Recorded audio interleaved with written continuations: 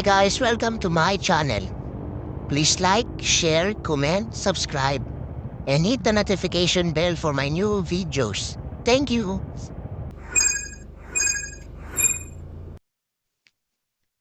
Hi guys, welcome to my channel. Bali ngayon guys, meron ako nakita sa Shopee na problema ng mga RFI. Hindi totoo yan. Kasi yung itong handle grip, lalo na doon sa throttle, is hindi siya napapalitan. Bola lang yan. Ito, kailangan buo siya kasama yung pinaka-plastic na sa loob. Hindi, wow. So, meron ako nakita sa Shopee, guys. Ito yon. So, cover lang siya, pero rubber. So, i-install ko, guys. Papakita ko.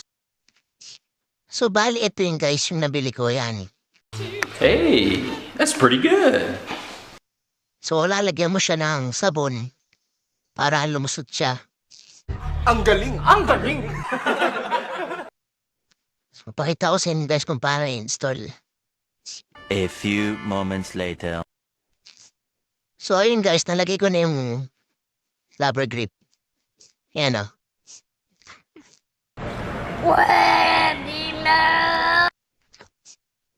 So, bali, guys, alagyan nila siya ng langis sa loob. Tapos, tutulak-tulak niya. Thank you for watching.